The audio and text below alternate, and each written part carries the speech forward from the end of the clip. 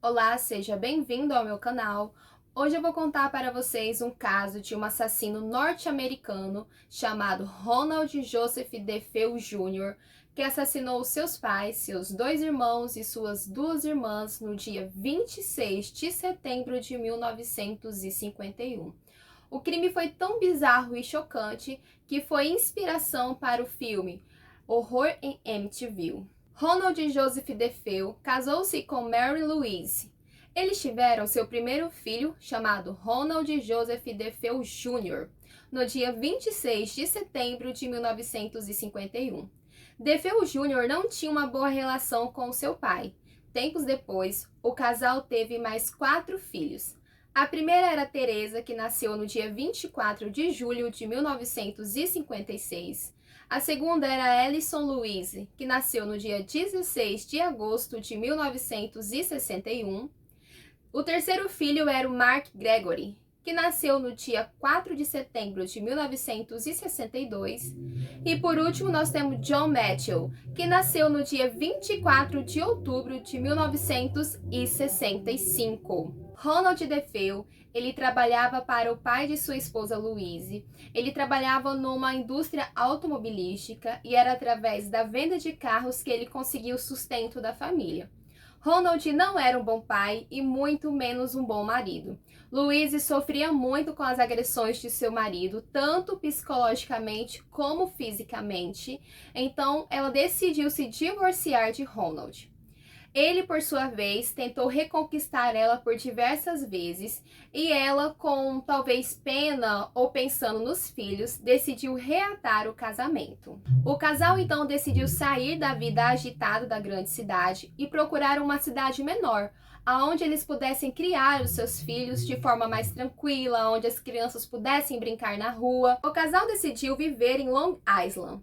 Eles compraram uma casa no número 112 da Ocean Avenue, grande e aconchegante, 3 banheiros e confinada ao rio Amityville. O filho mais velho do casal era o DeFeo Jr. e desde pequeno ele era um garoto problemático. E na adolescência não mudou, ele continuou sendo um garoto problemático e perturbado e mimado. Todos contam que ele tinha ações muito estranhas desde pequeno. Além disso, ele sofria bullying dentro de sua própria casa. O seu pai colocava apelidos, ria do porte físico dele, pois ele era um pouco mais gordinho do que os outros irmãos. Ele também sofria agressões físicas de seu pai, e isso deixou o garoto cada vez mais perturbado. Certo dia, DeFeo Jr. decide não mais ceder aos abusos de seu pai. Preocupados, Joseph e Louise decidiram mandar DeFeo Jr. para o psiquiatra. Chegando lá, DeFeo Júnior fingiu-se de manso e assim o psiquiatra encerrou as sessões porque ele achou que não era mais necessário. Na busca de controlar os comportamentos agressivos de DeFeo Jr., Ronald e Louise decidiram então que uma das maneiras seria dar presentes caros. Então, no aniversário de 15 anos de DeFeo Jr., ele ganhou uma lancha no valor de R$ 15.000. E assim com o passar do tempo, mais presentes caros ele foi recebendo, mas eles perceberam que isso não controlava o comportamento agressivo de DeFeo. Com o passar do tempo, seu avô ofereceu então emprego na mesma concessionária em que seu pai trabalhava, mas DeFeo Jr. era tão irresponsável que o seu avô demitiu ele logo após alguns dias no trabalho. Ele também, aos 17 anos, foi expulso da escola. Ele estudava em uma escola católica e, por causa do seu comportamento e o uso excessivo de drogas, ele então foi expulso. DeFeo sentia tanto ódio de seu pai que certo dia apontou um rifle para o seu rosto e apertou o gatilho. Por alguma forma que nós não entendemos, o rifle não disparou, mas Ronald ficou perplexo e tremendo de medo pela atitude de seu filho. Por volta dos seus 23 anos, DeFeo Jr. disse que sempre às 3h15 da manhã, uma voz lhe incomodava no pé do ouvido dizendo: "Mate sua família, mate sua família." E ele dizia que essa voz o incomodava e o perturbava todos os dias às 3h15 da madrugada. Ele diz que com o passar do tempo aquela voz ficou cada vez mais forte, até que certo dia ele não resistiu. No dia 13 de novembro de 1974, Ronald DeFeo Jr. matou seu pai, Ronald DeFeo, de 43 anos, e sua mãe, de Louise DeFeo, de 42 anos. Todos tinham sido baleados com um rifle, modelo Marlin e calibre 35, por volta das 3 horas da madrugada naquele dia. Os pais de DeFeo tinham sido baleados 2 vezes, enquanto as crianças tinham sido mortas com apenas um tiro. Por volta das 3h15 da mesma noite, Ronald DeFeo Jr. dirigiu-se a um bar que ficava em Amityville e disse a todos que estavam ali: "Vocês têm que me ajudar. Acho que minha mãe e meus pais foram baleados."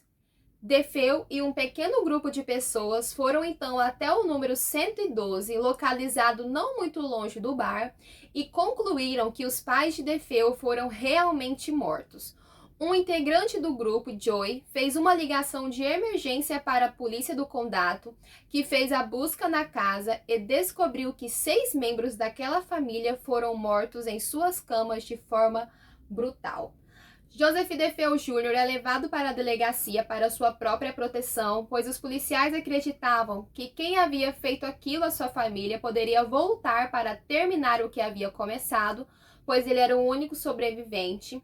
Já na delegacia, DeFeo Jr. diz que quem matou seus familiares foram a máfia.